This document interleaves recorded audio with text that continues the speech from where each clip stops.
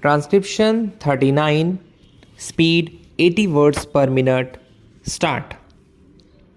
In presenting this report, my first duty would be to thank the Debhar Commission for preparing this valuable document. The Commission have gone deep into the various aspects of these problems and have produced an important and valuable document. The Commission had to tour a lot and they had to put in very hard work.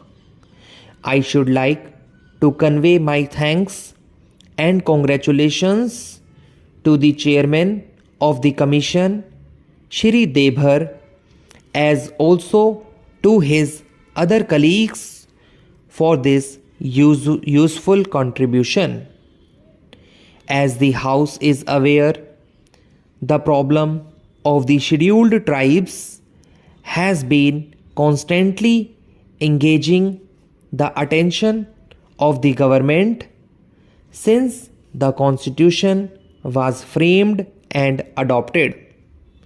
Still, the government were not satisfied with the actual progress made.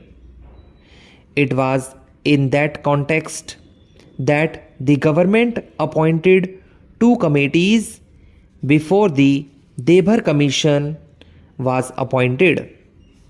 The first was the Alvin Committee, which specially dealt with the problem of the tribal blocks. The second committee was appointed on the suggestion of the Estimates Committee to study the problem of the backward committees especially.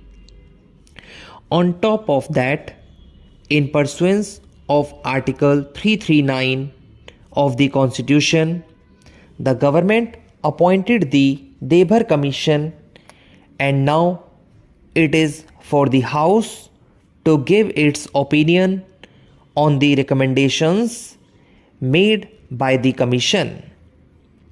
Our desire is that as soon as the Parliament, this House as well as the other House has discussed this report and expressed its views, we will go ahead with the recommendations made, and we will certainly like that they are implemented as early as possible.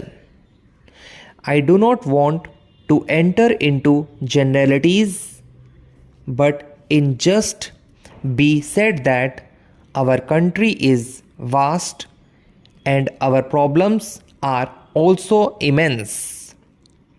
Generally, we are a very poor country, and it is true that during the British days, we did not actually realize what poverty meant. People suffered without much protest, but now, when the country is trying to go ahead with economic development, it is but natural that every section of our community should like to progress simultaneously. I think if we are frank, we should admit that there are certain weaker sections of our community in the country who have not made as much advance and progress as others have done. It has therefore become very important that we should lay special emphasis on the development of the scheduled castes and the scheduled tribes. It is necessary, therefore, that we should carefully consider the various recommendations made and see what we can do to achieve a certain target within a prescribed period. The scheduled tribes have been living in isolated places, far off places, not connected with roads. They do not have any amenities of life, neither medical aid nor even proper educational facilities. We have to bring them out of that situation, and we must try to integrate those people with other sections of our countrymen. It is far from my mind to suggest that we should impose anything on them, whether our customs or our culture, though the culture is more or less common throughout the country, but every community has its own conventions and customs. Therefore, when I say that there should be complete integration, I do not mean to suggest that there should be imposition of anything on the tribal communities as such.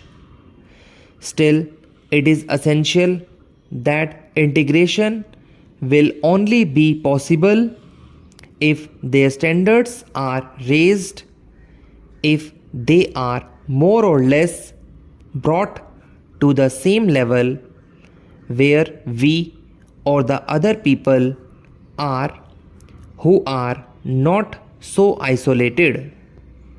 So we have to bring these people to that level, and we can do that not by implementing certain schemes only, but by bringing about a radical change in our outlook and approach.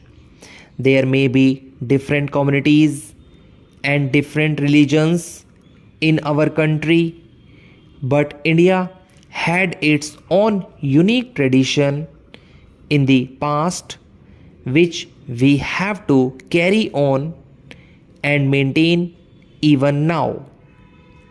In fact, our philosophic base has been unity in diversity, and in it is our good fortune that when we are free, when we have become independent, various communities and religions exist in our country, and it should be our effort to bring about complete unity and solidarity amongst ourselves, even if our religions are different or we differ in our customs, rights, etc.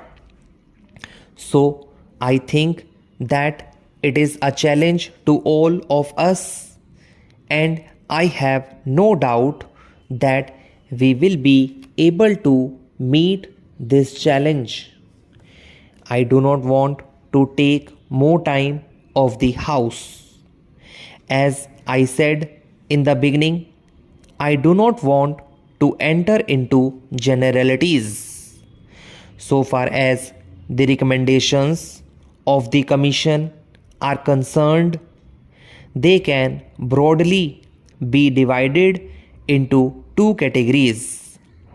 There are recommendations which are to be dealt with or which directly concern the Home Ministry and some other ministries of the Government of India. There are other recommendations which mainly concern the state governments. In fact, it is the state governments which have really to execute and implement the programs.